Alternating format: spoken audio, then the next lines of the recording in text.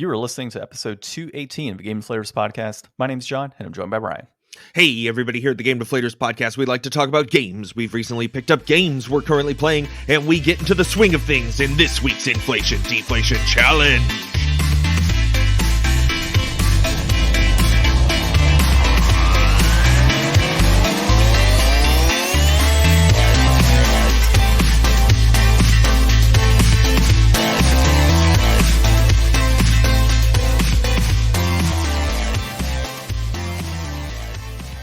So this week we're playing a little bit of Spiderman on the PlayStation 1. And Ryan, I played this game a ton when I was a kid. And it was really my first introduction to Spider-Man games. And I think for many people it was.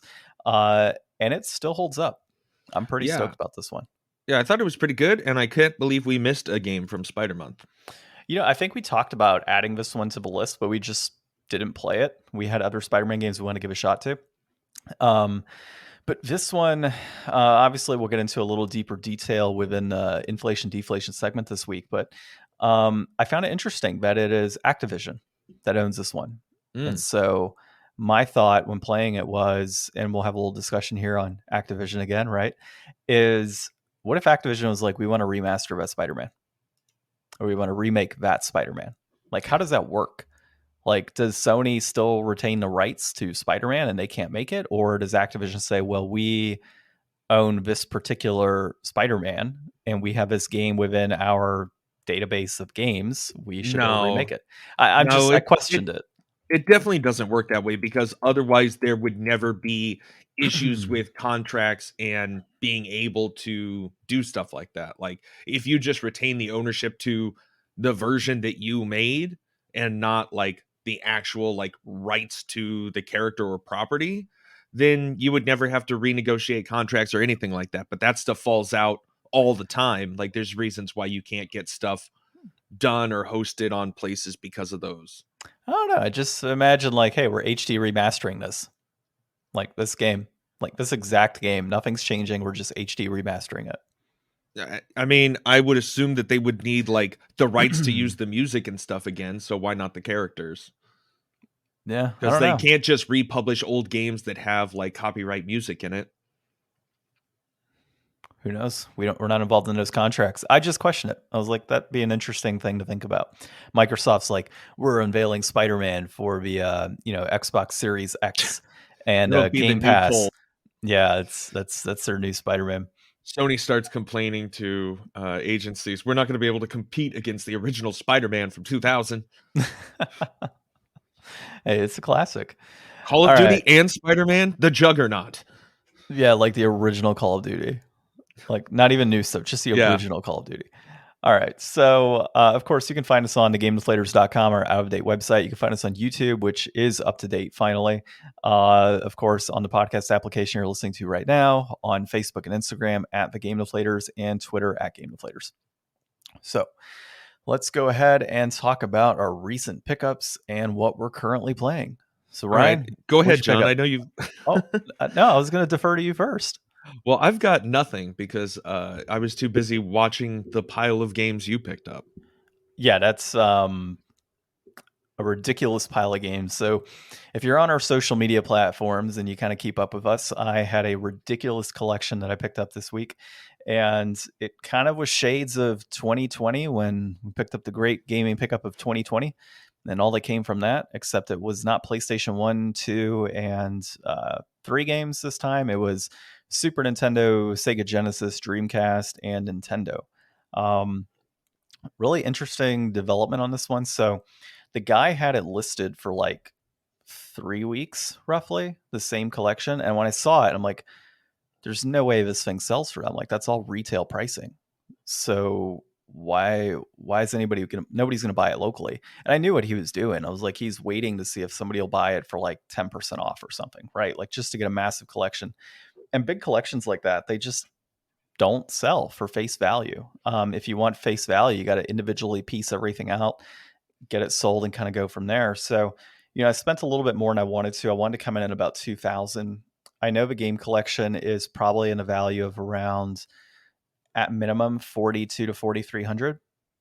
So when I reached out to the guy, 18 days later from when he listed, I was like, hey, so I'm interested in, these 4 sets that you have. He had PS2 and PS3, but a little overpriced on what he had. Like the PS3 games were probably about 50 games, but they were like $5 games. So value was like, you know, $300, and he had it listed for 2. And I'm like, that's not really enough for me to kind of dig through that. And in PS2, he had it listed for like $800, and while the value was around 1,000, um, it also just wasn't worth it. Just from a scratched perspective, things that weren't complete in box. There was a lot of games that were just, they're not necessarily ones I want to play or have in the collection. So, and I didn't really have a lot of duplicates there either. Whereas with the other ones, I had a lot of duplicates between those, that I could kind of swap out carts for better ones that he might have, better boards, etc. Um, Also looking at it from a standpoint of like stuff that I didn't have, there was a lot of stuff I didn't have too that was a little bit on the higher end side, and then some stuff that was like lower tier, which is kind of nice for the Super Nintendo and Nintendo especially. The Dreamcast stuff was stupid what he had, so I'm just happy I picked that up. So yeah, to go back to it price wise, I reached out, I told him $2,000 for the 4, and he was like, "No, I'll take 2,500." I'm like, "All right, like I think I have enough kind of set in game stuff that I need to get rid of that I can kind of make up the difference and not feel too bad about it." So I went out there, and as I'm picking through all of it, I'm just like, it's all dusty. Pins are dusty. All of these need to be cracked open and clean. And I'm like, dude, like I value my time, and not enough, obviously, because I'm buying this collection and I'm about to ask you. I was like, so the reason I told you 2,000 primarily because I know it's worth more than that, and it's worth more than that because he price charted everything, is these are all dirty. I'm like, and I knew they were going to be dirty, and I knew that I'd have to clean them. And so looking at them, I'm like, can you do 2350? He's like, man, I really want to do 25. I'm like, 2350. I take it now. It's all dirty. Like, and I started showing him proof. I'm like, look, and I sent you a picture yesterday. I'll post it on like our social media. Like, here's some corrosion on some pins. Like, I've got to take out this corrosion. I got to clean it up. I think it was on a Metroid game. And there's not even a guarantee it'll work then. No, exactly. So I had to I know people say like don't file, but sometimes you have to file a little bit of that off. So I had to file some of the corrosion away. I used a little bit of an abrasive, even though I should really be using a deoxit instead for that. And then like a 91% noob. Yeah. So a 91%, rubbing alcohol on that as well, to clean it all up. So got all of that done. I mean, I took off every bit of corrosion. Like it was nice and clean. I popped into Retron and it wouldn't boot on Retron. I'm like, what the hell? And then it was having trouble booting on me on my NES. I'm like, did I screw this up? Like, what happened? And then it turns out like the NES is just having a little trouble reading games. And so I was able to put in another game, no issue. And in the Retron, from what I was reading, it has like this ROM dump failed notification that comes up. And so if you kind of turn the cart just a little bit, it should work. I haven't tried that yet, but it worked in the Nintendo. So I'm like, all right, well, if there's a slight angle that I need to put this thing in at, hopefully the pins connect and I can play it, no issues. So I got to test that out later, and see what we can do with the Retron specifically. But otherwise, it played fine on Nintendo, so I'm happy with that. I can sell that, because I do have a copy of Metroid, and there were 2 copies in there, so it's kind of nice when the guy, had 2 copies. But point being is, it took me a good like 10-15 minutes to get that thing cleaned up, and like at a point that's just one. Like, yeah, that's just one. So I'm like, and I told him like, there's lots of man hours here. And so he told me, he's like, cause we actually had a lot of commonalities in games. Like we were chatting about like the Soulsborne series. It turns out Sekiro is also his favorite Souls game. He was using that money to get a PS5, he said. So I was giving him some recommendations on games, and he was super stoked on that. Big PS1 RPG guy. So it was pretty cool. Like just chatting with the guy. And so part of the 2350, he was like, yeah, you know what? He's like, I'll do 2350. He's like, you sound like a cool guy. Like, we're getting along pretty well here with like commonalities and games. He's like, I know it's going to a good place. You're obviously going to take care of it. You're going to clean it up. So yeah, 2350, I feel pretty good about that, and I'll let it go. So, I mean, I got it in a sense, like, yes, it's a lot of money, but if you consider what I would have spent if I was buying those individually online, you're talking a lot more money. And that's a lot of searching. Like it's already done. I don't have to do anything else. It's like, I've got it all here. Now I could just kind of parcel it out with what I want, what I already have, swap out carts for the ones that he might have that were better, swap out pin boards if I need to. Like all of that is good to go. And then like sell ones that are doubles, obviously, to make up some of that money. So it's always, a pretty cool aspect of collecting is when you get to dig into a big collection like this and just really just have fun with it. So, Got to get more shelves yet? um, so I've decided I'm going to sell my Atari collection actually. Oh wow. Yeah, so I don't really, not all of it. So I'm going to keep the 2600. I'm going to keep some of the classics like Centipede, Millipede, Pac-Man, Mario Bros, like ones that I would actually like sit back and play. And then I'm going to get rid of a lot of the other like Moon Patrol and stuff, like 3 copies of ET. I only need 1 to hang up on my wall to ward off evil spirits. Um, little things like that. I'm just like the 5200, I've never played it and I have it. Like, I'm just going to get rid of that one. 7800, I got to clean it and fix it. I do have all the parts for that. I just haven't done it yet. And then get that going and sent out. So that's really where I'm at. Like, once I get rid of the Atari games, that'll free up probably 2 shelves worth of stuff. And That's then pretty good. yeah, and also like I was looking at sports games that I had on like the PS2. I'm going to get rid of those. I'm going to get rid of sports games like on the Wii if I have any. Like anything low end, I'm just going to toss, or not toss, but try and sell. And if it doesn't sell, then I'll toss it. So it's really where I'm at is like, do I need more games? Probably not. Like, this collection was mainly for me to kind of filter through to stuff that I really wanted and then kind of get rid of the things that I don't need. But now you're just into Or doing the collecting, so it's kind of taken on a life of its own. yeah, and so I think by keeping my collection around the same size and going for more higher quality than quantity, which is always an issue people have. Like, I was looking at a collection that somebody posted the other day from like Game Eye, and the collection was like 4,000 games, and the guy's value, like total value of his collection, was half of mine. I'm like, I've got 2,000 games, or a little over 2,000, and his collection is half the value. That to me means that he has more quantity over Just quality games. Tons of shovelware. Yeah, and so that's kind of where I'm at. It's like, let's kind of parcel out the shovelware and some of the titles that maybe I have. Like a good example is I have Destroy All Humans on PS2, but I also have it on Xbox. Do I need it on both consoles? Definitely not. So like, Oh, dude, you should pick it up for GameCube then.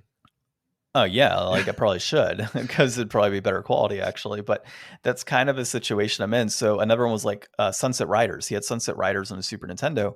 I've already got a complete in box Sunset Riders on Sega Genesis. So the question is, which one do I want to get rid of? Because there's no point in keeping both. And you know for a fact that I've got duplicates of certain games on both consoles. Now, some games do have differences. Like I think the Aladdin and Lion King games, there's differences between Sega and Super Nintendo. So do I keep the superior version and get rid of the inferior version of those and just get those online? You also have the fact that like the Lion King games are released on the Nintendo Switch. Do I just go ahead and keep those and get rid of the Super Nintendo and Genesis? So those are things that I'm kind of considering right now, and what to do with that. I really don't want to get another shelf if I can help it. And I mean, I could fit another shelf if I really wanted to, but I really don't want to is the point.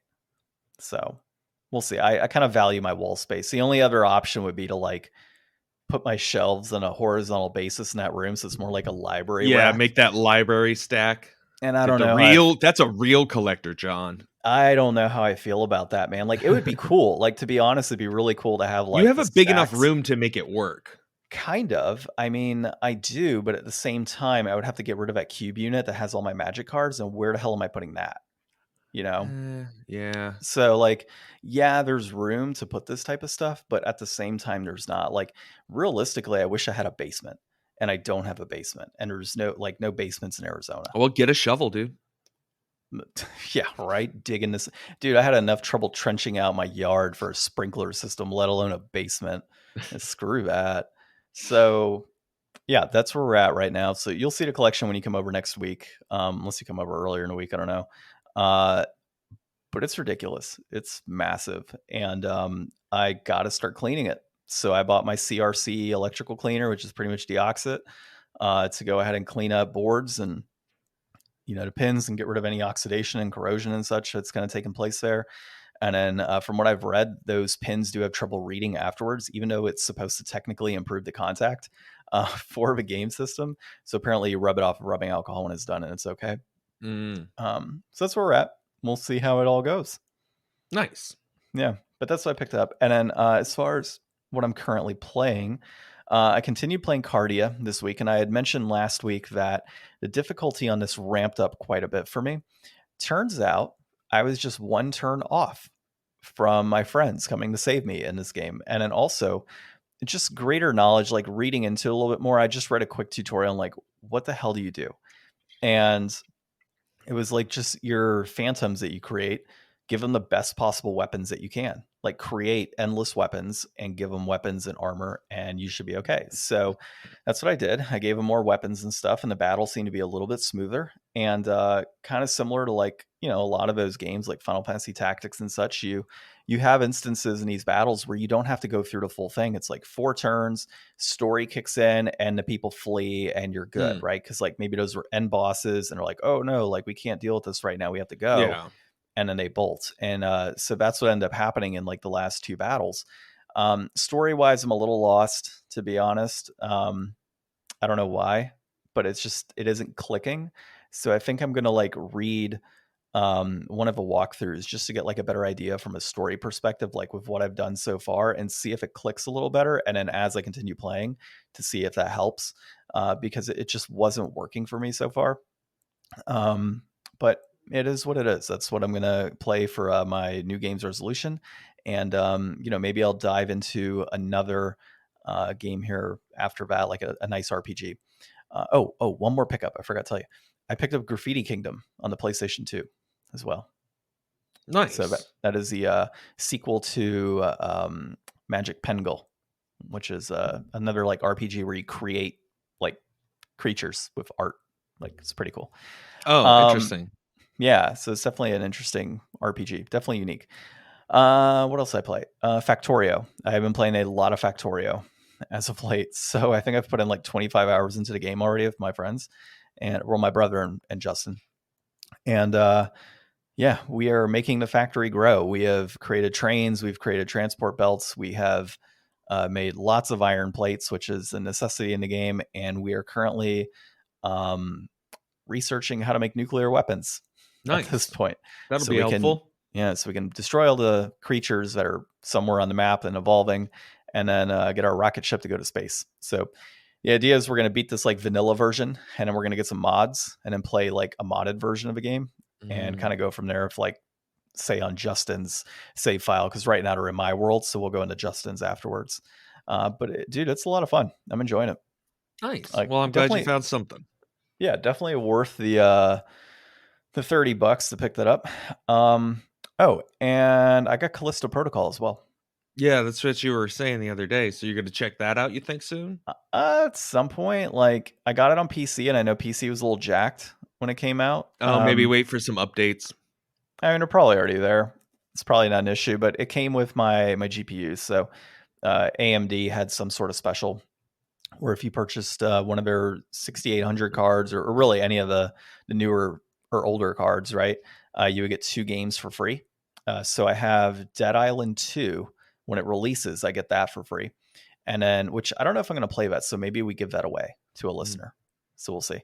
And then Callisto Protocol, obviously I've been wanting to play that, so definitely went ahead and got that on PC. Which is interesting because Dead Island 2 is probably going to have better reviews than Callisto Protocol.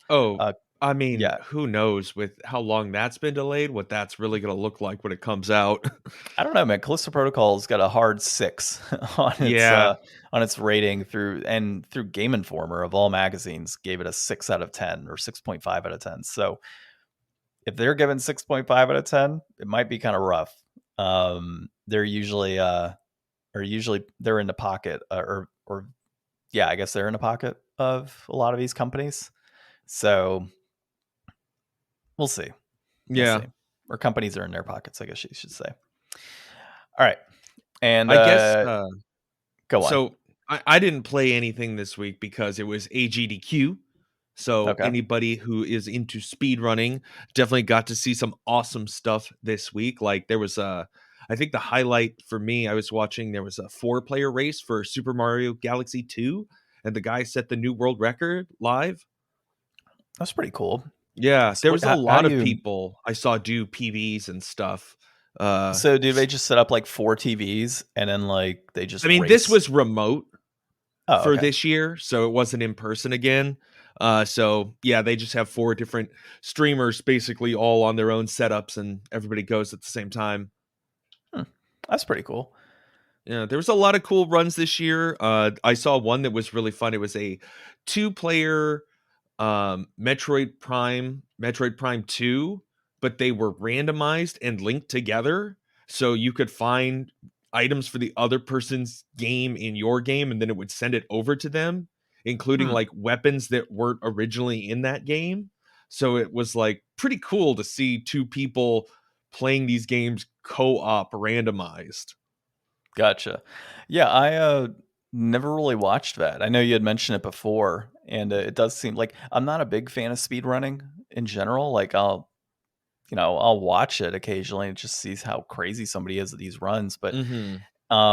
it's not something I sit back and just watch. But it does sound interesting enough to have like head to heads on speed runs. Like that's pretty cool Yeah. because there's like not only the pressure of getting your speed run down, but also competing against people that are also getting their speed run in.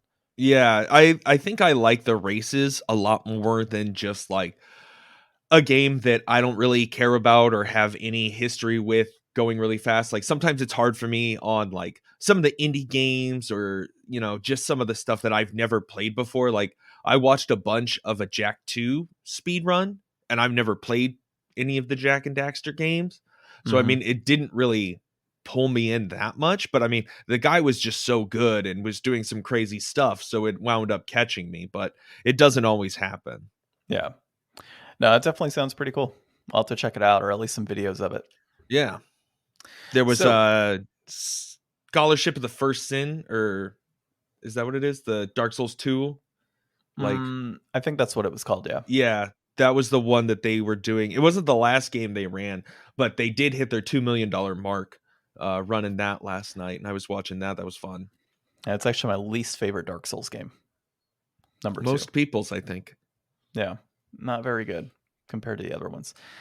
All right. So I don't know if you had a discussion topic. I had one in mind Go ahead. before we dive into some episodes. So as I was kind of contemplating this collection that I bought, the thing that kind of got me was when looking at things like Dreamcast games, which are prone to disk rot. And then you have things, and really all of those CD games are prone to disk rot, and the life expectancy of disk based media, in addition to the life expectancy of carts and how long they're supposed to go. Your batteries are technically only supposed to last like 10 years on one of those carts, but they've obviously lasted longer. Some of them are needing to get replaced and whatnot, but your EPROMs and your connections and all these other things that are on the board. In addition to the pins, like oxidation, on those pins is obviously a clear issue. Here in Arizona, it's a little different. We have some nice, dry, not so humid weather. And also, our home stay, pretty well AC during the course of the year, during the summertime. And then during the wintertime, even when we do kind of pump up any sort of heat, at least in the Phoenix area, it's like 71 degrees, 70 degrees, or we just don't even turn on the heat at all. And so your games are not necessarily prone to anything crazy in that respect either, because it's, again, so dry. But thinking it over, as these games begin to die off and as these games are no longer around, is there going to be greater value because things are going to digital based media? Is there going to be a lot of value in honestly, like the empty carts or the manuals or the cases and boxes and things of that nature I mean, that people manuals could and cases already kind of have their own value in market, but usually that's just to build a complete in box. But yeah. most of those complete in boxes, you're not really taking down and playing. No, not, and that's kind of my thing was like, well, if you're not necessarily taking those games down and playing, and say the cart dies or the CD dies, is there value in like having an original Final Fantasy VII with misprint, just a manual, just a case, later on down the road when those discs are long and gone? Is there value in just having that, knowing that it's on a digital platform and knowing that there's remakes and other things that have happened? I mean, it's definitely not going to last forever. Like, I mean, I'm not huge into collectible stuff. I mostly get it from you and the show. But like look at like comics, for example. Like, I mean, obviously, really old comics are worth a lot of money because people continue to read comics and they continue to be exposed to those characters and stuff. Like, people are always going to want the number one Superman and the number one Batman and all that stuff. But it's like for old games that don't have any continuing legacy that, you know, the next generation doesn't have any exposure to, like, is anybody really gonna care about some game that never got a sequel and nobody remembers, even if it's incomplete in box from, you know, the NES? I mean, in 20 years, like, kids probably won't care at all. Like, they won't be able to afford a house, let alone space to keep all this cool stuff that we like to hang on to. You know, Yeah, that's gonna all kind of dither out and go away over time. Like, you'll definitely have like the hardcore collectors, but they're really only gonna want what's important to them. So I think a lot of the market will go away, and some of those really big things, like, people are always going to want Earthbound, like Earthbound complete in box. Like, that's the one people are like, oh, that's the game I need to get, or Chrono Cross or something. yeah, but if that, like, say Chrono Trigger, for Chrono example, Trigger. yeah, no, I mean Chrono Cross is a that's I love that game. It's my favorite RPG. But Chrono Trigger, if you had, you know, like I've got the manual for Chrono Trigger. I don't have a box, but I got the manual. And so say every single Chrono Trigger on the planet is dead. There's no more Chrono Triggers. Obviously, it's on PlayStation 1. Say it's still live. Does the Chrono Trigger manual for Super Nintendo remain at a higher value? Does it increase in value because there's so few of those? Like, it's already hard to get a complete box as is. Like, there's obviously more loose copies and box copies of games out there. So does something like a manual hold greater value now, and kind of similar to a comic book in that respect for the hardcore audience? Like, comics are a great example. Like, there's comics out there that are thousands of dollars, right? Mm-hmm. I'm not going out and buying, I love comics, but I'm not going out and buying $1,000 comic book. And a vast majority of people aren't. But there's not enough of those in certain conditions to, you know, say, oh, well, it's not like it's cheap, right? Like, those hardcore collectors are going to pay that money because there's not so many in that like If condition. you want it, that's what you have to pay, Yeah, because you got to pay a that's what premium. there is. I And mean, I so guess like, And so does that end up being the case with manuals and cases and things of that nature, or really just kind of slip like cover art? Like, I does think that end up so. being the case?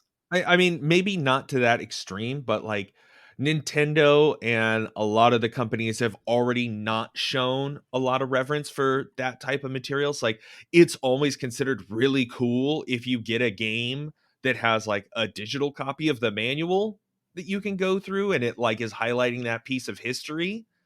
And moving forward, that's going to be like even less and less. And, you know, if you could still go back and play Chrono Trigger because it's on a ROM, like, and you want more of a complete experience, it probably makes more sense to just buy the manual or, you know, the box, because you don't need to buy the game. You can play the game. That's the easiest part to get your hands on, is the game.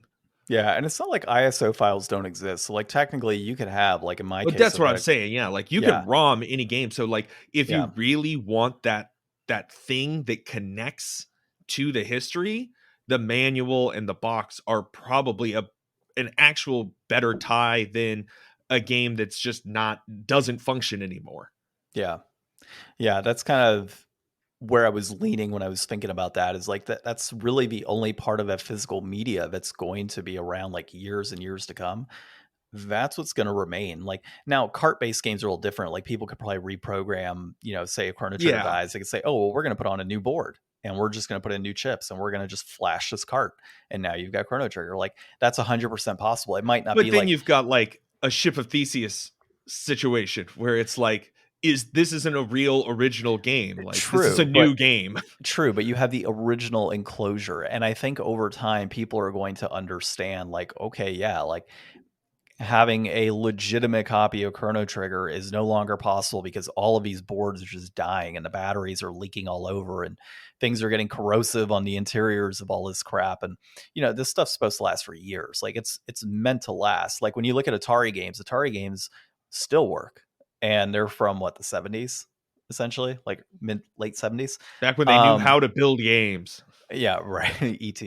So, when you look at those boards, like they've lasted quite a while, but we're getting to a point in time with like Nintendo games and Super Nintendo games where you do have to have some sort of like a little bit of cause for concern Hmm. as to what can happen. And same thing with PlayStation games. Like they say disc-based media is supposed to live like 200 years, but people are seeing disc rot and things like Sega Saturn and Sega Genesis or Sega CD and Sega Dreamcast. But a lot of it also is based on like the material they put on top for that data layer to kind of like, you Well, know, and the condition you keep your stuff in. Like yeah, you do have a big advantage, I guess, living here in Arizona, but like everybody that you used to know, down in Florida, like are their games like gonna expire that much more quickly than yours are? especially the ones by the coast. So I remember I had an old Vectrix that on the interior looked like it got thrown in the ocean. I can assure you that Vectrix Barnacles and was, all. yeah, I can assure you that thing was never in the ocean. But it on the inside, it was rusted and everything else because of the salty air from living on the coast. So, uh, yeah, that was obviously a major issue for that particular console.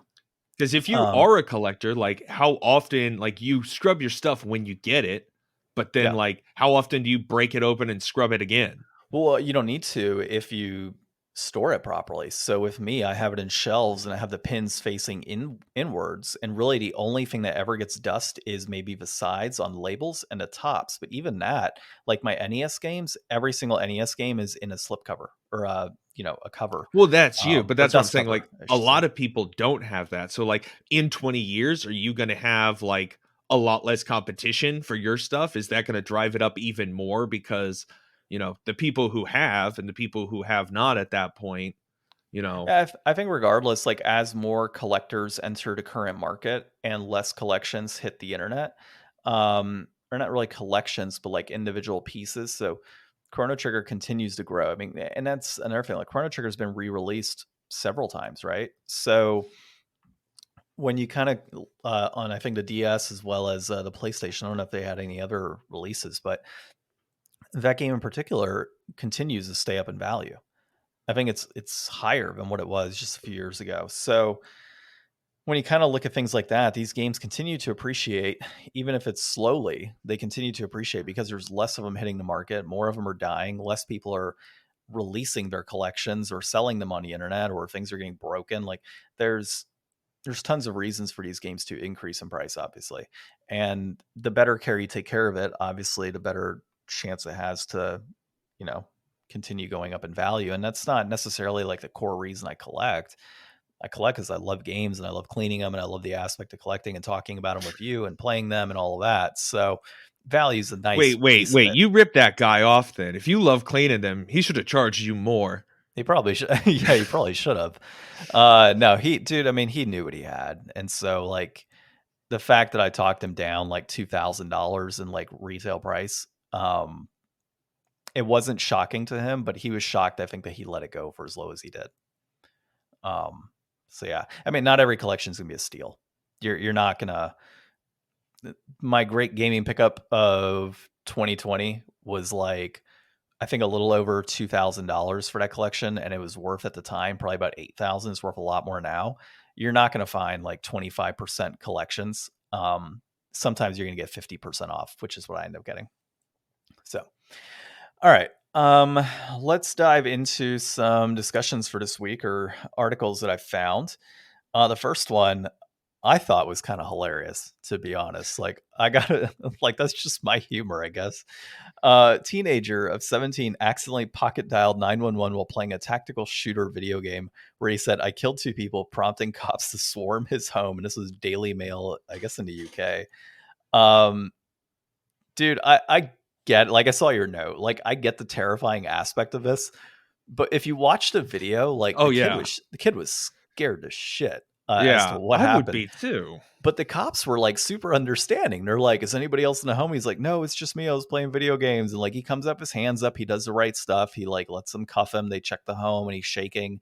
And the cops are actually super chill about it. They started, I think he was playing a Tom Clancy game that was released like 8 He was years playing ago, Rainbow Six Siege. which who is still playing that? I So I mean, guess, that's a pretty popular, like, I mean, people still play Counter-Strike, and that's how That's old now? true. Yeah, that's true. Okay, I can't really say much. Those But PC shooters are different. but it said PlayStation 4 and Oh, I Xbox. guess it is console, yeah. Yeah, so like that's what I was like, what the hell's going on here? But so yeah, he goes out and they're actually asking him like what his favorite characters to play with were. Like Yeah. they were having a nice, cool, collected conversation with him. And I think they totally understood like what the hell happened. What I think is interesting is that the dispatcher didn't continue listening in to see like what was going on because you could probably hear on the back end audio from the game going on. You know, like Well, it said in the article that he hung up and they tried calling him back like 3 times or something. Yeah, yeah, I saw that too. But I think it was he hung up on them when he was like going on TikTok, is what he said. And then he didn't like call them back, I think is what it was. And that was his big mistake. Like you should call them back and be like, "Hey, I'm super sorry. I'm actually playing a video game. This is what's happening." That's If what you a wanna send murderer would say, though. right? But like if you want to send police to come investigate, like that's cool and kind of at Just give least me set an the hour. yeah, Let me like clean just give up me a an hour little to bit. hide the bodies, escape, put the blood away. Like I get it.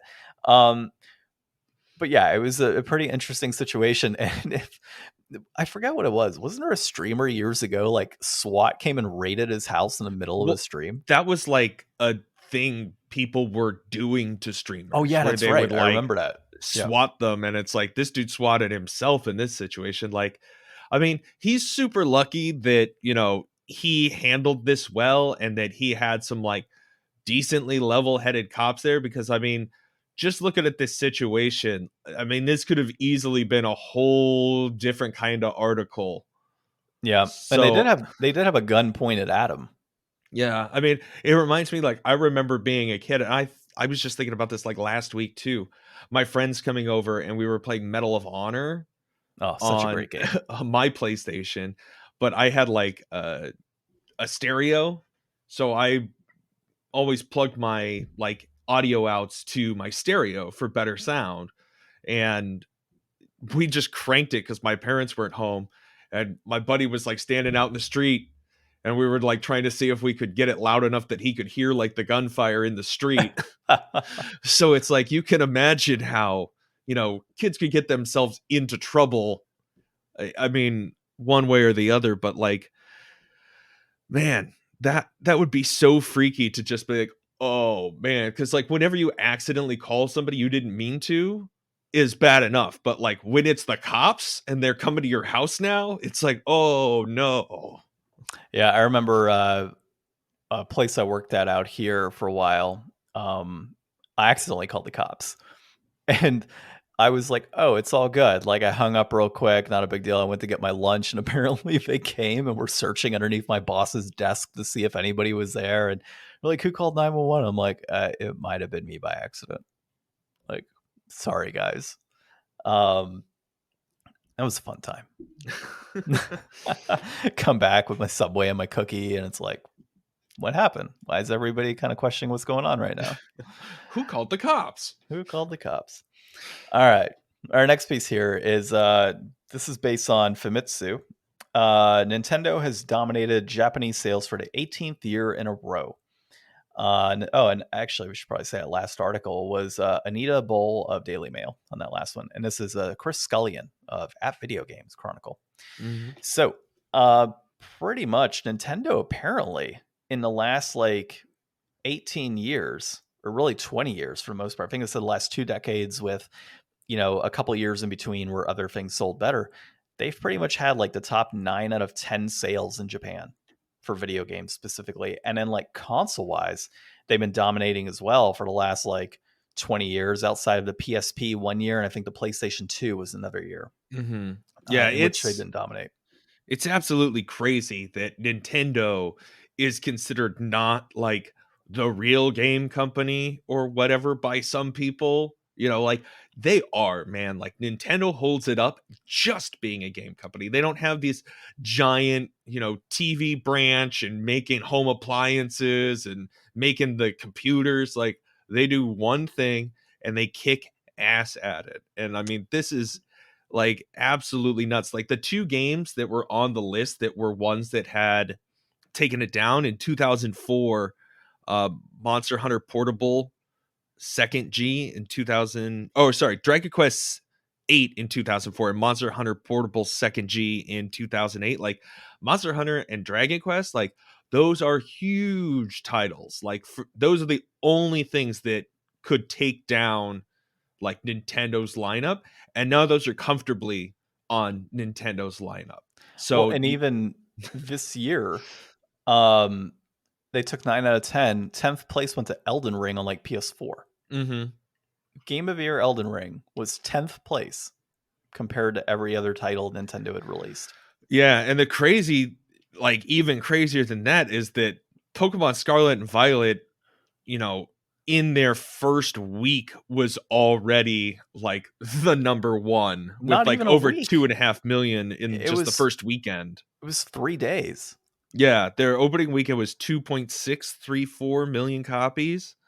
So And I think like they're at 10 million total worldwide, roughly. Yeah, and they're at over 4 million just in Japan. Yeah. So it's like an Elden Ring is sitting there at 356,000. Yeah. Like, that's insane. Yeah. As much as we like to shit on Nintendo sometimes, they definitely have it under wraps, at least in Japan. And obviously in the US too. I mean, they sell quite a lot out here. They sell a lot globally. And you're right, for just a game company and / card company, they do quite a lot of money. I mean, like, they've generated quite a bit. Let me do some math here real quick. Keep talking about stuff. Okay. Nintendo. That's all good for the Google Analytics and logarithms out there. If we just keep saying Nintendo, this podcast episode will skyrocket in popularity, because I just keep saying Nintendo. Okay, yeah. So I just added up on here. They had the hardware charts for 2022, and I added up all the hardware for PS5, Xbox, PS4, Nintendo 2D, and 3DS. So if you add all those together, Nintendo Switch still sold more than twice as many. They sold like 2.5 Switches for every other console sold this year. And that's in Japan only, right? Just in Japan. Yeah. That's like, crazy. They're such a juggernaut. And I don't think that, despite the Switch being old and despite, Nintendo having an issue with every other console release, and now we're on that other cycle and they don't have an extra handheld that they're hanging on to fall back on this time. Like, things are kind of poised for Nintendo to maybe take a stumble, but with this track record, it just seems like, I don't know, like how bad could they really stumble? Like if they were the, top selling games, even during the Wii U, like, hey, how bad can they really screw up? Well, they did so well with the Wii that they could afford to stumble on the Wii U, and they've done so well with the Switch that they can afford to stumble on the next system as well and still be okay.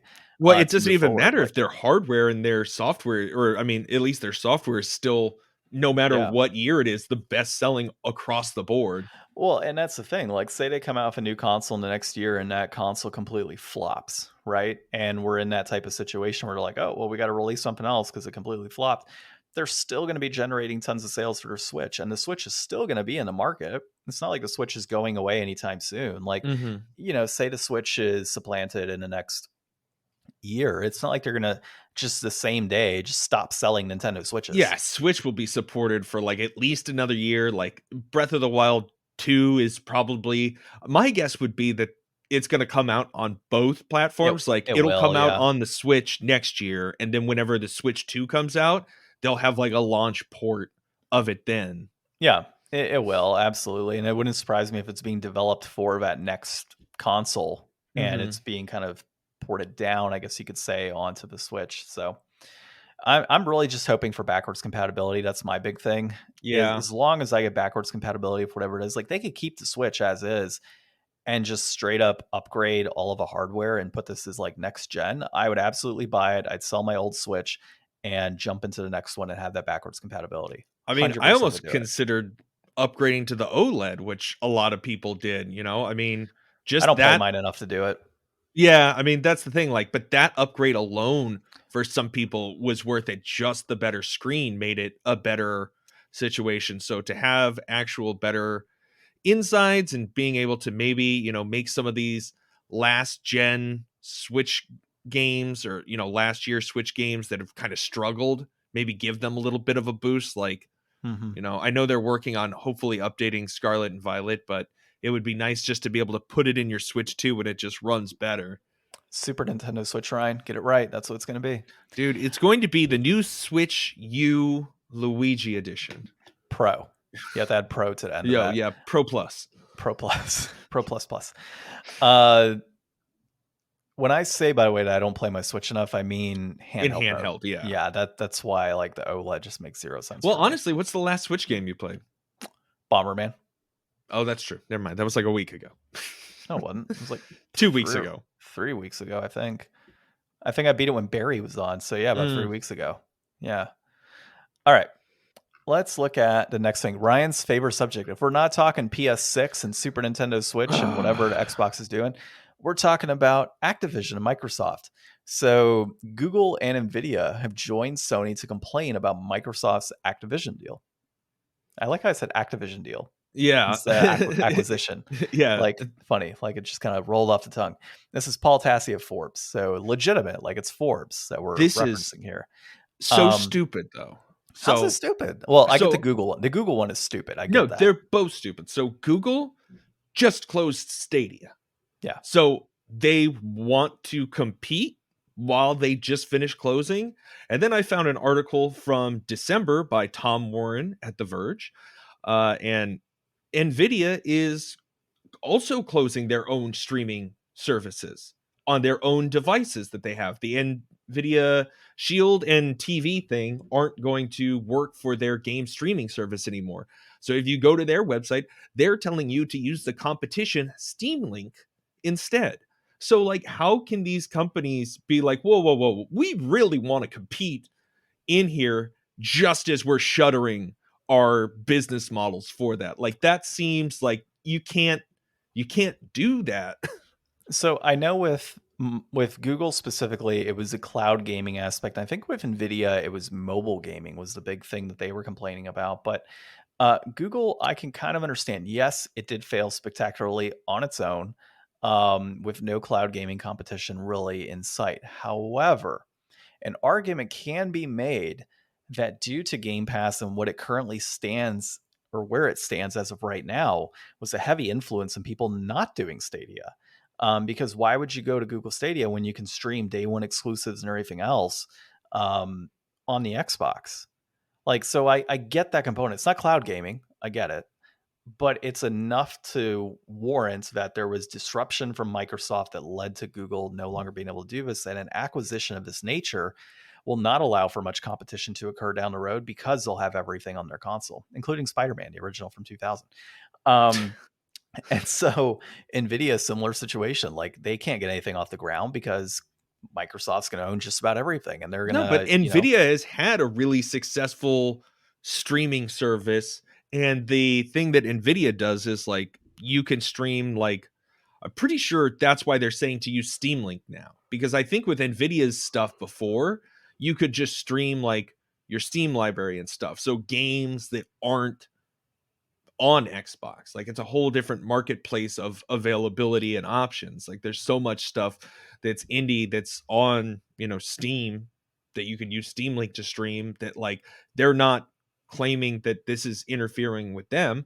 And Steam actually, or Valve, like, didn't we see something a little while ago? They're like not worried about this at all. Like they tried to get them the Call of Duty rights and they were just like, whoa, man, we don't care. Like you could be on here or not on here. We don't believe in contracts for how long exclusivity with Steam should be. Like they're pretty chill about the whole thing. Well, yeah, they're pretty chill because they have a stranglehold on the PC market for the most part. You have them and Epic.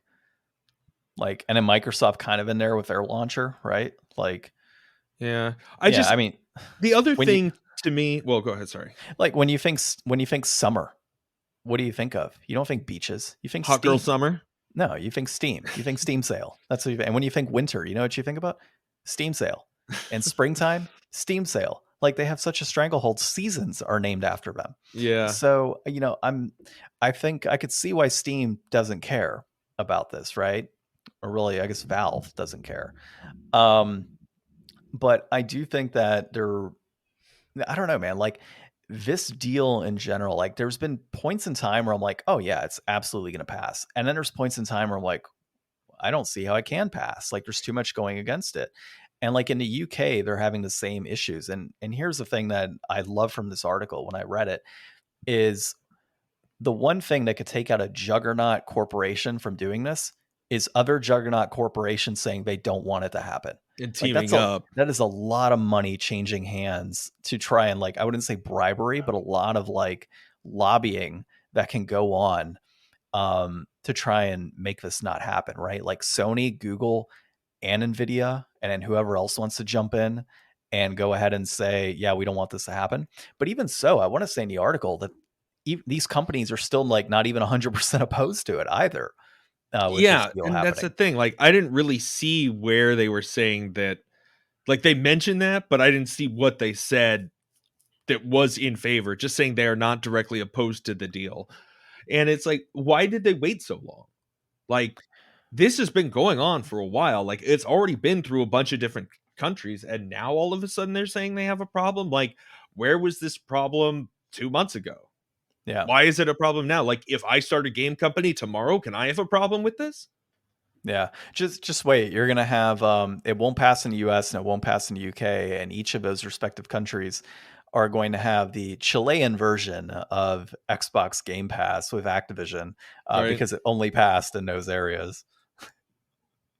So I 100% don't know how all of that works from a global regulation standpoint and all of the different governments that need to be like yes and no. Um, but as far as I know, like they could technically just be like, well, screw you guys, we're still gonna do it and just get fined. Like as far as I know, like they could close this regardless of like government approval or not. Yeah, it gets to the point where, like, I don't know, there's so much complication in the world, and things are really never just straightforward. Like, it's hard to be all on Xbox's side. Like, I want cool stuff in my Game Pass. This is absolutely going to get me cool stuff in my Game Pass. But corporations winning is honestly not always that great of a thing, you Yep. know? And then it's like, okay, well, who's the government to tell you what can and can't do as far as growing your business? But at the other time, it's like, well, out of control, unregulated industry is bad for everyone. So we don't want that to, like, even though this is just entertainment, like, we don't want this to be used in the future to make other worse things happen. Yeah. So I'm kind of still up in the air. I would really like to see it go maybe a neutral way. Like, maybe they're allowed to make some of the purchase, or make the acquisition, but have to abide by some regulations. Like, make it so Call of Duty has to be on everything. I don't care. I'm not going to play it anyway. So what's it matter to me whether it's exclusive to Xbox or not, And Microsoft doesn't seem to care because they keep saying they're going to make more money off of it being everywhere anyway. So, like, throw in some of those things to make sure that this is being done in as fair and just a way as you can. Or don't let it happen at all, and I guess we get to see how long Bobby Kotick wants to ride Activision into the ground. Yeah. And at that point, liquidation sale for all the game companies. Because you I mean, know? this is really going to be good for Activision at the end of the day. Like, they need this way more than Microsoft needs them, because, like, Overwatch 2 has been like a huge blow up in their face. Diablo Immortal, that made them a ton of money, but I mean, publicity wise, that was horrible. All the other, stuff that they've had with their, own lawsuits and sexual harassment cases and stuff, like, they need to get their name out of there in some kind of way or another. And just having this, like, drop their share stock, like it was saying, it's like Xbox was offering to buy it for like $95 a share, and it's currently below $20 a share. No, it's $20 under VAT. Oh, currently $20 below 95. Okay, that makes sense. Yeah, no, they would never be like $20 a share. I wish if they were, I'd be scooping it up right now. Yeah. Be like buying my calls. Um, Yeah. So again, this saga continues, and we'll see what happens. It's hey, you look for us, it's news on a weekly basis. We keep getting to talk about this, Yeah. Did and it we seems did to we never talk about end. that article a few weeks ago where um the guy in Japan got busted for insider trading? No. Mm. I wonder if we would see any of that from this. Like, I wonder when this deal comes to close, if we're going to see anybody like do anything shifty. Maybe. I mean, it would have already been done a long time ago, I feel. Yeah. Like before the acquisition. That's when I would figure that it would have happened. Or before it was announced, I should say. Well, I All mean, right. at this point, who knows if it's going to happen? So maybe people are pulling out. Like, Or buying puts for that period of time. But who knows? You could generally sorry. should You could be. generally I should be.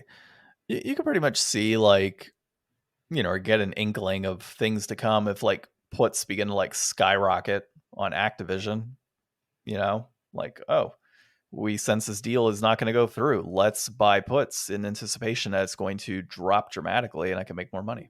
So, yeah, bet against it. All right. Our inflation deflation segment of the week. Spider-Man. Get me Spider-Man. So, like, should we call this Spider-Man 2000? Like, what is there's so many. When I was looking on price charting, I was like, okay, Spider-Man. Wow, that's a lot And it of was Spider-Man. It was also released in September, which is Spidey month. Oh, come on. I know we missed should it. have. We totally missed a boat on this one. All right, so this was developed by Neversoft, published by Activision, designed by Chad Finley, released September of 2000. I would still call it Spider-Man. It is an action event. Really, he put in parentheses on our end. It says 2000. Action adventure. And I think it's 2000 based on a note that says released in 2000, Ryan. I don't think we need the designation there. Reception is 7+ and up to 5 stars. So 7 out of 10 and up. Really 7 out of 10 and up on average, I guess you should say. I was about to say complete in box, but I will hold. Let's get our thoughts on this. I was going way too fast. So I played this game a lot as a kid. I beat it when I was a kid. I beat it later on in like college at some point when I guess technically I was still kind of a kid. And I really enjoyed it back then, and I really enjoyed it today. I went through I made sure that I got like a demo type experience, and I went through and did the whole bank heist, finished up that whole situation. Went ahead and saved the hostages and got to the next scene. And I will say that this game graphically, I was playing it on a 55-inch 4K, and it holds up. It still holds up graphically. It was a beautiful game for its time. It's a beautiful game today. If it got an HD remaster from Activision, I would not be sad. But yeah, I mean, the only qualm I had while playing was honestly camera angles was like my biggest issue. I gotta ask, did this have dual shock? It did. Yeah, it okay, did. So that's one of the things I'm still missing. I didn't use it though. So even when I did, it was like, do I need it or do I use a D-pad? And I use a D-pad. Okay. So yeah, I will say like control wise, it handles pretty well. The fighting is pretty good. The abilities that you have with your web, like being able to launch like a web bomb, along with stringing and holding it down and swinging from building to building, all of that was great. The difference between like this game and newer Spider-Man games is a majority of it you're spent on rooftops and slinging from different like roof to roof and building to building, whereas some other games you're like on the streets. This one is predominantly there and then inside the buildings. But I think that's more of just the technical aspects and what they were able to accomplish back then and what they could do today versus that. And I think it actually was the right decision because from a graphic standpoint, it holds up today. And I think a lot of it has to do with the fact that all your rendering is fog and the tops of buildings. That's it. And then your enemies. I think that was a super smart way. And I really liked how they covered it like in the story. Like it's a part of the game. Like they flooded all of Manhattan with this gas. So you can't go down to the ground level. Like you have to stay at the tops of the buildings and swing around and do Spider-Man stuff. Like that's a way better thing to have than just, if you fall down too low, you die. And it's like, well, why? I'm Spider-Man. Like, I couldn't walk. Yeah. So, the voice acting was good. Yeah, control was good. Voice acting was good. The little bits of music that were there were good. I thought the animation was great. The The intro storyline, by Stan Lee was good. yes. When I heard that, I completely forgot about that. So Stan Lee doing the narration or introduction to the game and like what you could expect was fantastic. That was a nice like treat there at the beginning. Um, so yeah, I mean, overall, like there's a reason, by the way, I made sure I looked up like the top PS1 games of all time before I picked this. Cause I was like, I don't need a third week in a row where I've picked absolute dog shit for us to play. Um, so I did make sure that I picked one of the top games. This is one of the top games on the console. And I would have to agree that it is one of the top games on the console. Still a great game, even Yeah, today. I think 22 years later, or 20, yeah, 22, just about 22 years later. I think this was definitely one of the better games that we've played in recent memory. I always enjoyed not having to punish ourselves early on a Sunday, but Yep. everything really did feel like a great Spider-Man game. Like you had the swinging, very acrobatic. I love again like the voice acting. It's all of the voice cast that I remember from like the 90s cartoons and stuff. So that's like really makes it feel like home. It does just get right in the middle of things, which I always appreciate. Like I feel like video games tend to be less of an origin story than like movies are, but I really appreciate that it's just like, oh, we're already in this room and Octavius is giving his speech on this thing, but Peter Parker's here and he knows better, and Eddie Brock's here and he turns into Venom, and it's like, okay, we're already like down and running in the middle of all the Spider-Man stuff with like little to no setup. We're in the action, we're swinging across buildings and trying to find out who is this fake Spider-Man. I think that having a bunch of familiar voices and all of the characters and Stan Lee and everything really makes this feel like a really solid game, especially for that era. I feel like a lot of times in that era, you didn't necessarily have all those different things that would build up to make something feel kind of complete. Like sometimes licensed products were like feeling pretty hollow, but Mm-hmm. like they addressed this from a bunch of different angles and really were like, okay, we're going to make a dope Spider-Man game. Yeah. Well, it kind of pisses me off that I sold Spider-Man 2 now because I had a copy, but it was like, I want to say I had no manual Mm. or no, it was like no case or manual. So I sold it loose. And I had intentions to buy it complete in box down the road. I don't know what it's going for now, but I think it's more than this one. So brass tacks, complete in box, 34.12. That peaked in July of 2022 at 37.19, and it's actually trending up right now in price. A loose copy will run you 15.49 right now. That peaked at $22 in February of 2022, and that's also trending up. So, I mean, this is kind of pricey when you think about it for a Spider-Man game. And the reason I say it's kind of pricey is you do have things like Spider-Man on PS4 and Spider-Man on PS5. And those games right now you could pick up for less than this. I mean, arguably much fuller Spider-Man experiences. Yeah. So I do question the price here. Like, as much as I like this game, it's hard, right? Like, you've got these better Spider-Man. I wouldn't say better. Like, this is a good Spider-Man experience. There's nothing to say wrong about that. But when you have the two presented in front of you, say you own a PlayStation 4 and you own a PlayStation 3, and you can play Spider-Man on your PlayStation 3 as a PS1 game for $34, or you can buy the newest Spider-Man on the PlayStation 4 and you can pay $20 and get a Okay. much longer experience and Well, far let's more gameplay and interaction. let's compare that then again. So, you could buy, at least at the time we talked about it, um, Venom Spider-Man Separation Anxiety. That was going for 90. So that's even way higher. So this is a way better deal than that is. And it's, a 3D game. It's got like all the voice acting and stuff. Like, I would argue this is much more worth it than Separation Anxiety is. True. So it's all about Yeah. perspective. Like, you could definitely pay more or less, but is this one worth it itself? Yeah, this is a tough one for me. I don't know if to say. I'm gonna go with a complete inbox for this, just because like complete inbox to me already means like a premium. Like, I don't ever expect like a disc based, like complete inbox game with the manual and everything. Like, are you really gonna get that many good games like that for under $20? Probably not.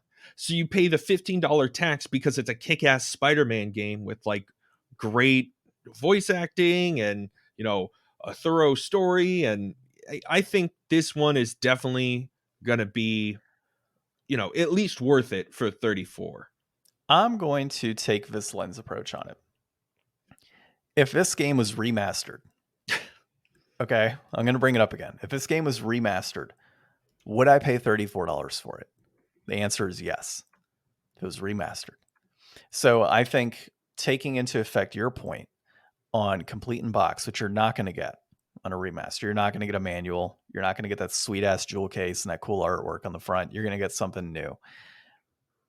I would say $34 is worth it at that point. When you kind of consider what your other options are and the collectability component of this, and just like, dude, my copy, pristine condition. I mean, it looks like it just came out of shrink wrap. So I would feel like if I saw that and I was a big Spider-Man fan, I'd pay $34 for it, knowing what I'm getting and the high quality game that I'm getting out of it. Okay. So is it safe to say this is worth it? So just right? That's what I'm going to say. All right. Or do we want to dare say it is deflated? I wouldn't go that far. Okay. All right. It's just right. It's just where it needs to be. If they did do a remaster on this, it'd probably be like a $40 game, not like a full price game. Yeah, you're right. You're right. So it would be just right. Okay. So, well, no, in that case, it'd be deflated. All right. So if you have not played this Spider-Man, if you were too young to have played it, or you just kind of passed this one up years ago, definitely check it out. It's definitely a good one. There's a reason it's in the top 50 PlayStation 1 games ever released. I think it's got like a 90 or an 88 Metacritic score. Like, it's a good one. And it's well worth the story to play it through. So I remember enjoying it years ago, and super quick, easy, fun game. I enjoyed my time playing it today, and I would highly recommend it. Nice. Cool. So you are going to be with me in person next week prior to our D&D session. I don't yet know what we're going to play. However, I have a slew of Dreamcast games, including fishing ones, and your boy owns a fishing rod. I was going to ask about a fishing game a few weeks ago, and I never did. I've got like the Super Marine Dreamcast or whatever it is game. Let's do it. What the hell it is. Yeah. Okay. Let's see if the rod works. I haven't tested the rod yet. So the rod I've had for like years, and I just didn't have a fishing game to try it. So, but I'm sure it works. Like, most of my stuff should be okay. All right. Well, you play around with your rod this week and see if you can get it working. No, I need you to come here and hold it with me. Okay. So one other thing, I didn't bring it up to you on this week's episode, and the people need to know, where is John in One Piece? Yes. Yeah. So I have entered the land of Wano. Nice. I have found websites where I can stream the Wano arc up to episode 914. I'm currently on 903 in the English dub. And then after that, I'm screwed. I got to watch Japanese because I want to keep watching it. But the Wano arc's pretty cool so far. Like, I'm liking it. But I'm not sure it's as good as Dressrosa yet. So we'll see. It's pretty cool though. It is. The whole I don't want to spoil it for you. I can't spoil it for you. No, I was starting to think about reading it again yesterday. I might take some time today. We'll see. You should catch up to Wano arc so we can start talking about this stuff. And then you can start telling me the differences between like the manga and the anime. So are we going to start doing a weekly Where's Ryan in One Piece? Ooh, yeah, maybe we should. Where's Ryan? And he'll be like, still in the same place. I finished one chapter in 4 weeks. Yep. Yeah, exactly. Yeah, that's how it'll work. Yeah, we all know how it works. I mean, I'm Oh, probably just never gonna finish One Piece anyways. Like they'll release the last chapter, and I'll just skip that one. I hate you. Or like the last episode concluding everything, and you'll just be like, nah, I'm good. I watched enough of it. I got a taste for One Piece. Like, I don't need to see how it ends. Yeah, the last book was just Luffy fighting the final boss. Like, whatever. Like, no big deal. No big deal. Like, does he become, king of the pirates? We'll never know because, well, I'm Ryan and I don't like to finish things. Mm-hmm. I feel so bad for Bree. So let's see. So that's that. And God, there was one other thing I was going to bring up to you, but I don't remember. I think it was One Piece related. It might not be. Oh, the One Piece video game that just came out. Apparently, it's getting stellar reviews. Oh yeah, I did hear about that, and it does a lot of like, it's like almost like a dream reimagining of certain things. So like you go Yeah. through like the Alabasta arc, but it's like slightly different. Yeah, or it like you can continue to go like the same way like you would, but things change because like everybody has lost their powers. Like they remember Alabasta and what happened, but they lost their powers, so they don't know like how to use them. And you got to kind of pick things up from there at this like weird island that they're at. So it seems like it's a pretty cool game to play. We'll see what happens if I pick that up and play it, but so many other games. And then the other question I was going to ask you, you haven't started your inflation deflation for the year, right? No, I need Or to get not it from you. inflation new games resolution, I mean. Okay, so you're gonna 100% play it on GameCube then? I mean, or Wii. Okay, I think I have it on both actually, and there's another instance of a duplicate. I'm pretty sure I have it on both consoles. Oh, was it released for Wii? Yeah, I want to say it was like Pikmin 1 and 2 were released on Wii. Oh, I didn't know that. Yeah, Cool. let me double check that. I'm pretty sure I have it on that console. Pikmin 1. Wikipedia. Yeah, it was. It was released on the Wii in 2009. New play control Pikmin. Yeah, so I think I have that. Well, while we're on here recording, I'll just, go through my process with people and how we do this. We'll just go to price charting, and I'm not logged in, so I can't tell you. But I'm fairly certain I own 1 and 2, if not 1. I mean, it doesn't matter. I'll play it on whatever you got. Yeah, I have it regardless. So multiple choices. All righty. Well, this has been episode 218. I hope I said 218 to open the episode, but this has been episode 218 of the Game Deflators Podcast. My name's John. I'm Ryan. And thanks for listening.